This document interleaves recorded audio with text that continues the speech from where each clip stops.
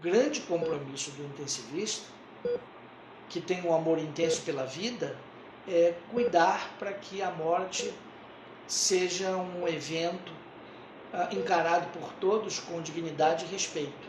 E o compromisso maior nosso é aliviar o sofrimento dos nossos pacientes e, claro, também, por que não, da família.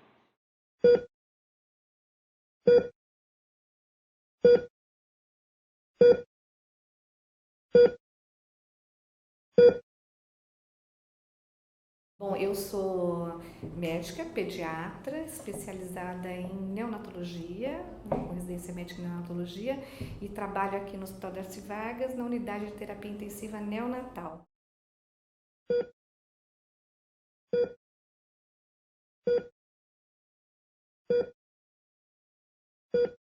Eu sou Heriberto Egito, sou médico clínico, cardio e intensivista.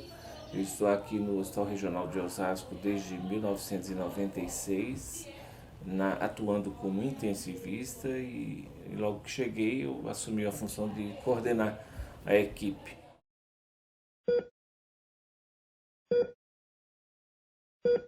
Meu nome é Silvana, eu sou médica formada pela Unisa há 25 anos e trabalho aqui no Hospital do Mandaqui há 21 anos e atualmente tenho o cargo de diretora técnica da UTI pediátrica. A rotina dessa UTI e de quase todas as outras que eu conheço e trabalho algumas, é que às 7 da manhã todo mundo chega, a nova equipe chega e começamos a receber o plantão de modo escrito e verbalmente. É uma série de informações para cada paciente referente aos antecedentes, quais os antecedentes pessoais, o que ocorreu antes do paciente ser internado, por que ele internou, quais são os diagnósticos dessa internação e quais são, digamos assim, as atitudes de tratamento, ou seja, o plano, né, terapêutico para aquele caso. Na maioria das vezes é bem agitado, né? A UTI ela tem uma particularidade assim de ser um ambiente emocionalmente intenso, né? Porque você convive com pacientes graves, né? Com situações imprevisíveis, né? Então você me pergunta se é agitado, se é calmo, isso é muito variável. Então agora está calmo e de repente um paciente descompensa, o outro interna, o outro tem uma intercorrência, né? Então são vários fatores ao mesmo tempo. O sufoco já começa no início do plantão, pelas intercorrências, por casos recém-admitidos, por casos que precisam, digamos, receber alta mais rapidamente, porque a gente tem que atender uma demanda do centro cirúrgico, né? Ou porque o pronto-socorro está tendo uma demanda muito grande e a gente tem que agilizar para ainda no período da manhã conseguir verificar de evoluir, de corrigir prescrição, de verificar medicação de farmácia, cuidar de banho, higiene, fisioterapia, avaliação de fono. Tem que fazer tudo num período muito curto. Fisicamente é cansativo, né? Porque normalmente na UTI a jornada é de 12 ou 24 horas, né? Então você fica.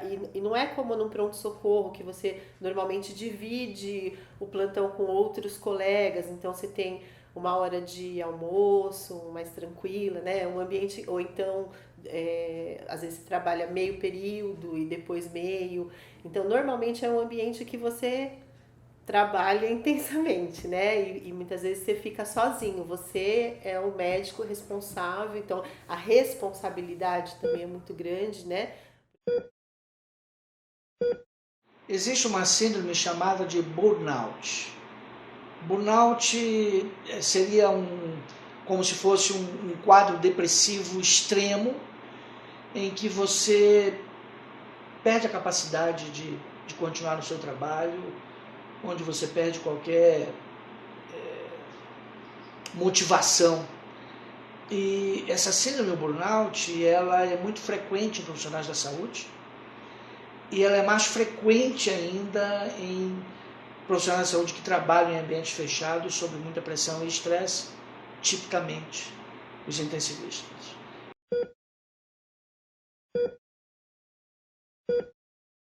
Aqui no Darcy Vargas, a gente trabalha com crianças diferentes. São recém-nascidos, mas são recém-nascidos portadores de malformações. Então, o nosso bebê aqui é um bebê que geralmente tem malformações complexas, né? Geralmente do aparelho urinário, aparelho digestivo, renal.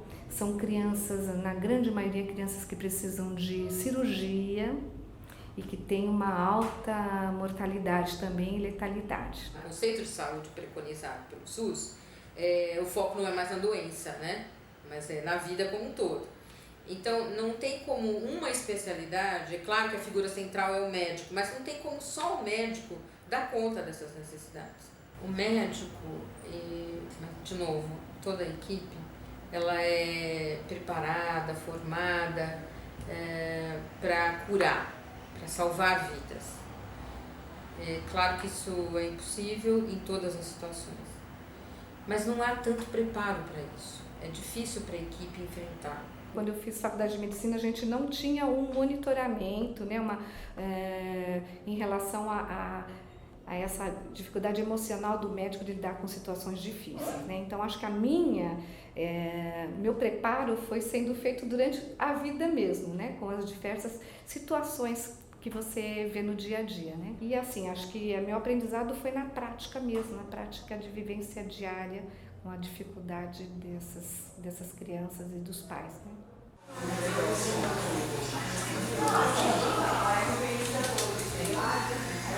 A gente não tem assim um preparo, né, na vida acadêmica, então é uma coisa meio que da prática. Claro, nós temos, assim, na minha época de faculdade, nós não tínhamos assim uma disciplina que tivesse algo específico para esse assunto, mas é um assunto que é abordado, mas de uma forma muito, como eu vou dizer, muito superficial, né? Você não tem aquela vivência realmente. Isso só com a prática é que você vai adquirindo mesmo. Na maioria dos currículos das faculdades, a medicina intensiva não está incluída como disciplina. Então é muito comum que um jovem médico recém-formado não tenha tido contato com essa especialidade até quando ele chega na pós-graduação, quando ele começa, por exemplo, um programa de residência médica. Cada um vai se especializando naquilo que se sente capaz e confortável, porque é claro que não é só o preparo técnico, né? Preparo emocional e até capacidade física de aguentar 12, 24 horas de plantão, trabalho contínuo, praticamente se descansa um pouquinho à noite, de modo muito interrompido. Nem todo mundo pode fazer isso. Quanto ao fato dos nossos profissionais estarem preparados para lidar com um dos problemas cruciais da especialidade, que é a terminalidade da vida, a morte, esse preparo ainda deixa muito mais a desejar. Durante a graduação, é muito raro esse tipo de abordagem, eu diria que quase nunca. Na questão da UTI, ela é sempre uma questão mais tensa, né? Ali, a questão da morte, a questão do sofrimento, do risco da morte, não necessariamente da morte, né? Muita gente vai para a UTI e sai da UTI. Em situações crônicas, né, que há um vínculo mais continuado, é claro que isso se intensifica, mas não é só o prolongamento no tempo, porque qualquer encontro entre duas pessoas há afeto envolvido. Independente de se o paciente está há um ano, anos, meses, às vezes um paciente que acabou de chegar, né, tem às vezes uma história trágica, porque tudo tem assim uma vida atrás daquilo, né, uma história familiar, então são vários fatores, então ele pode ter chego há poucas horas, há poucos minutos, e aquela morte vai nos doer, às vezes até mais, não tem uma intensidade porque você já está acostumada com o paciente ou não. Claro que se você tem um vínculo, tem essa questão também. Mas acho que o lidar com a morte é sempre uma dificuldade. Não tem como não se envolver, né? Não existe essa forma de não se envolver.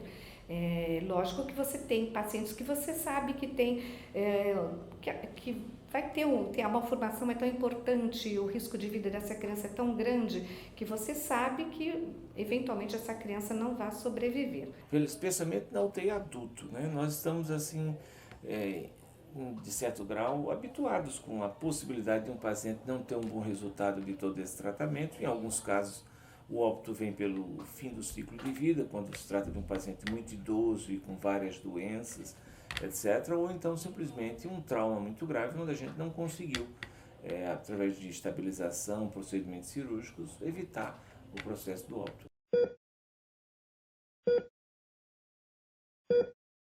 Qualquer paciente que não evolui bem de alguma forma, ou mesmo que evolui, isso eu acho que é uma coisa que a gente sempre se questiona mesmo. Porque, como eu digo, medicina não é uma ciência exata, né? E principalmente na emergência, você tem que ter um equilíbrio, assim, entre o seu conhecimento, aquela situação, você tem que resolver, muitas vezes de forma rápida, e você tem que fazer a melhor escolha, entendeu? Para o bem-estar do paciente. Então é uma coisa que eu acho que a gente está sempre se questionando. A gente se sente triste também, né? Mas assim, o que é mais importante que eu acho não é... Você vai se sentir triste, mas o que eu acho mais importante é dar conforto para a família, né? E preparar a família, porque muitas vezes existem situações agudas em que todo mundo sofre, mas a maior parte das situações que nós temos aqui são situações que vão acontecendo e que você sabe qual vai ser o desfecho final. Os profissionais de saúde de terapia intensiva, se eles se sentem muito desconfortáveis com a condição finita do ser humano, ele não fica na UTI. Ele vai procurar um outro setor. Eu acho que o mais importante é a gente ter a sensação de que cada um fez sua parte. Se o óbito adveio, paciência, a gente tem que conviver. Se nós formos olhar para trás, aí, há 20, 30 anos atrás, era muito comum as pessoas morrerem em casa. Hoje é até complicado você morrer em casa, por questões de documentos, enfim. Então hoje a maioria das pessoas morre no hospital. E grande parte dessas pessoas dentro de um ambiente de UTI. Primeiro que assim, a morte, embora seja a evolução natural, né, da vida, nunca é uma situação, vamos dizer assim, normal, né? Para nenhum indivíduo e nem para o médico, que é um ser humano como qualquer outro, né? Claro que nós temos na nossa vida prática, né, uma experiência com isso, a gente convive com isso, né? A gente tem que conviver com isso, mas nem por isso a gente está livre de sentir, né? Sentir tristeza, sentir medo, insegurança. É muito importante ficar claro que a UTI é o local do hospital para salvar vidas. A UTI não é o local do hospital para as pessoas morrerem. Mas acontece de algumas pessoas que entraram na UTI para serem salvas, acabam evoluindo de uma maneira irreversível e que culmina com a sua morte. A gente é preparado para fazer aquele paciente sobreviver, né? Para ele ter o melhor, né? E quando você perde o paciente, é uma sensação muito ruim para você também. Na UTI essa questão fica mais próxima, né? Há uma possibilidade, pelo menos potencial, de um risco maior de morte.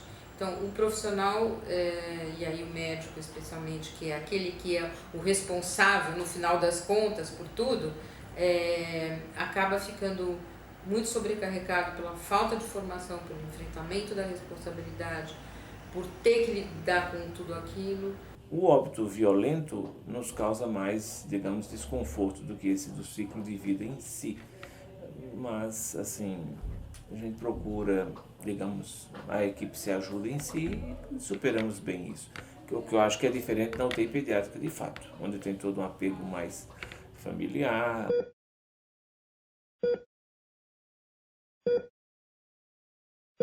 Os casos de óbito que a gente grava bastante são os primeiros da vida da gente, né? Onde você já fez de tudo e o óbito aconteceu. De uma criancinha nossa que veio para cá com uma malformação gastrointestinal importante, foi submetida, eu acho que ele fez 4 ou 5 cirurgias, um pai muito sofrido, uma mãe muito sofrida. Esse pai estava presente todos os dias, a mãe presente todos os dias, e a gente chegou a uma situação que a gente sabia que ele não ia sair daquela situação, né? O bebê não ia conseguir sobreviver. E esse pai, mesmo preparando tudo, ele era muito pobrezinho, nós ajudamos até a fazer o velório, porque ele falou que não tinha dinheiro para enterrar o bebê dele, né? Então nós juntamos dinheiro, ajudamos. Quando essa mãe veio, o pai, a gente colocou o bebê no colo, né, da mãe e do pai, nós fechamos a unidade um pouquinho, né, com os biombos, deixamos a mãe segurar o bebê, porque pouca oportunidade ela tinha de segurar, o bebê era muito grave, né, a manipulação às vezes já desestabilizava a criança. E aí eles ficaram um tempinho com a criança que já havia morrido. Alguns dias depois, ele me mandou porque ele me pediu o telefone, eu dei para ele, né, meu celular, e ele me mandou um recadinho, né, que ele estava sofrendo muito, o pai, que ele estava sofrendo muito, que ele estava sentindo muito a falta do bebê. Não tem como a gente se envolver, né, nessa situação. A gente fala que a gente não chora, a gente chora também, né, você chora com os pais, né, você abraça os pais, abraça a mãe, abraça o pai, chora, não tem como, né. Eu tenho uma cena de uma criança, mas que ficou, acho que uns 20 dias com a gente na UTI. Então é aquela coisa que eu falei, a gente acaba conhecendo a família, conhecendo a história familiar. Então assim, eu me lembro que era uma mãe que ela tinha se separado e ela já tinha 40 e poucos anos, ela não poderia ter mais filhos, e ela era sozinha aqui porque ela não era de São Paulo, e ela era muito dedicada, a criança era super saudável, linda, e por uma fatalidade ela teve uma doença grave, acabou evoluindo a óbito, e a gente se apegou muito àquela situação, aquela história familiar, né? E eu não me esqueço disso. Quando essa criança faleceu, foi aquela coisa que eu te falei, que todo mundo chorou, ninguém aguentou.